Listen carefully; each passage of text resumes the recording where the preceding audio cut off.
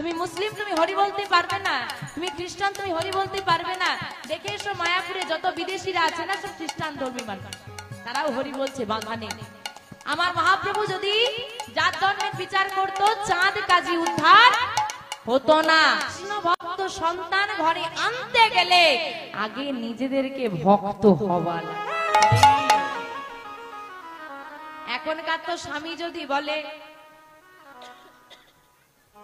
একটু বৈষ্ণব সেবা দেব, কি গো একটু শোনো, ওইসব রান্না বান্না আমি করতে করতে পারবো না, অত লোকের যদি দিতেই হয় লোক ডেকে নিয়ে আস, আমি পারবো না কিছু। আবার স্ত্রী যদি স্বামীকে বলে এই যে একটু বৈষ্ণব সেবা দেব, আমার মনে বাসনা, শোনো অত টাকা নেই আমার লোককে খাইয়ে খরচা করার। আমাদের এমন মানসিকতা বাবা, কোন বৈষ্ণব যদি ঘরে এসে মাধুগিরি করে, মা গোবিন্দ সেবা দেবো কিছু ভিক্ষা দাও, আমরা কি বলি, এই বাবু যত ছোট ছোট কয়েন আছে ঘরে খুঁজে নিয়ে আয়। ও বাবা আপনাদের এখানে ছোট 1 টাকা চলে? ছোট 1 টাকা চলে? চলে না না। যখন জানি না বাতিল তো হয়নি, কলকাতার ওদিকে এখনো চলে, তো জানি না কি খবর উঠেছিল বাতিল হয়ে গেছে। যাই হোক সেই মুহূর্তটার ঘটনা বলছি। মন্দিরের প্রণামী বাক্স খোলা হয়েছে, 200 টাকার মধ্যে 198 টাকা ছিল ওই ছোট একটা। বলে যেগুলো যত বাতিল হবে না সব গোবিন্দের ঝোলাই দিয়ে দিন। বাবু পুজো হবে, ছোট গামছাটা কিনে নিয়ে আসে, থোড়ি না গোবিন্দ নেবে, থোড়ি না সে ব্যবহার করবে। আর নেওয়ার বেলা যশং দেহি বিদ্যাং দেহি বুদ্ধি দেহি সব দাও, আর নাও পচা করে। যত খারাপ আছে না সব গোবিন্দের। কি গো এই বল্টু, তুই চাকরির ইন্টারভিউ দিতে গিয়েছিলি না? হ্যাঁ গিয়েছিলাম। কি হলো রে? তোর সঙ্গে আমাদের পাড়া সন্তোষ গিয়েছিল, সে চাকরি পেয়ে গেল, তোর কি খবর? আর বলো না, ভগবান চাইনি, কপালে নেই, ভাগ্যে নেই, ভগবান চাইনি তাই পাইনি। তা পাইনি বলে ভগবানের নামে চাপিয়ে দিল। এবার যে চাকরিটা পেয়ে যায়, কিরে তুই নাকি এত বড় জায়গায় চাকরি পেয়েছিস? এমনি এমনি পেয়েছি কিনা, কত রাত জেগেছি, কত ছুটেছি, কত পড়েছি, কত কি করেছি, তবে না পেয়েছি। তো ভালো হলে আমার, আর খারাপ হলে এই হচ্ছে মানুষ। আমার মাগো সন্তানটা ভালো পেতে হলে, ফসলটা ভালো পেতে হলে আগে মাটিটাকে ভালো হতে হবে। মাটি যদি উর্বর না হয় ফসল কি ভালো হবে গো? মাটি মাটি আমার গর্ভে দাঁড়িয়ে মাটি যদি ভালো না হয় সন্তান কি ভালো হবে গো? 3 হাত শরীর, আমাদের শরীরটা কত হাত? 3 হাত শরীরে 12 হাত শাড়ি। আমার শাড়ি কত হাত হয়? ও মা শাড়ি কত হাত হয়? 12 হাত। ও পরনি জানো না, 11 হাত হয় না, একটু বাড়বে, 12 হাত। আর কম দামে নিলে তো শুধু 11 হাত হবে, ওটা গোবিন্দের জন্য তৈরি করা, বৃন্দা দেবীর জন্য, ঠাকুরকে দেওয়া হয়।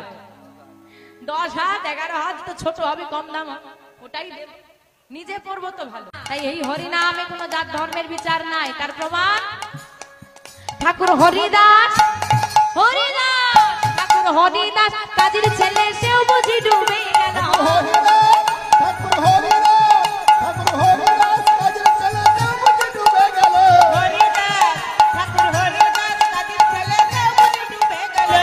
হরিনামের বন্যা যেই এলো, প্রেমানন্দে যেতে হরি বলো, হরিনামের বন্যা যেই এলো, তাই গৌর হরি হরি হরি বল। হরিনামের বন্যা যেই এলো, প্রেমানন্দে যেতে হরি বলো, হরিনামের বন্যা যেই এলো। বাবা এখানে কি হরিনামের বন্যা হয়েছে? এখানে হরিনামের বন্যা হয়েছে? তা হরিনামের বন্যা হয়ে গেল, এই জলে কারা কারা নামবে একটু হাত তোলো দেখি। যে হরিনামের বন্যার জলে নামতে চাই, কি নামবে না? দেখি হাতগুলো তোলো, কারা কারা নামবে? যারা দাঁড়িয়ে আছে হাত কই তোলো। হ্যাঁ আবার যাদের যাদের হাত আছে তোলো দেখি, যাদের নেই তুলতে হবে না, যাদের আছে তোলো। বাহ বাহ বাহ, একটু হরি ধ্বনি দাও। নিতাই গৌর হরি হরি হরি বল। একবার হরি বল বলে তোমরা নামো সেই জলে, হরি বল বলে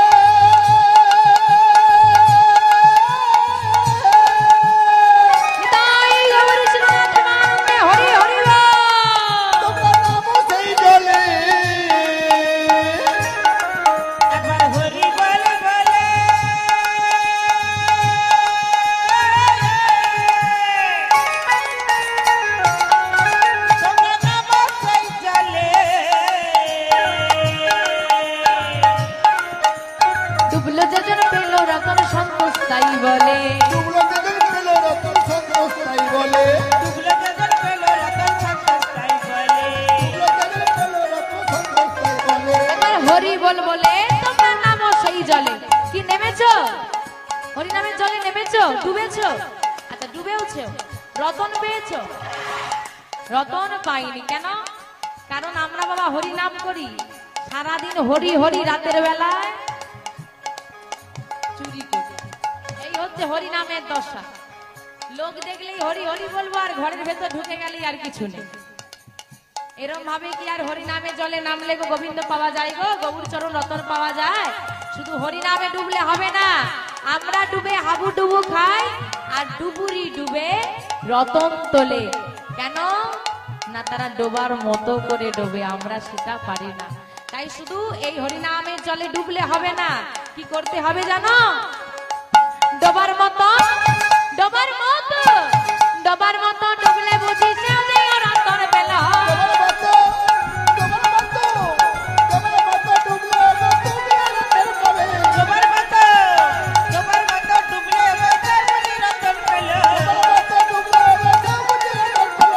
হরিনামের বন্যা দিয়ে এলো, প্রেমানন্দে মেতে হরি বল, তাই গৌর হরি হরি বল।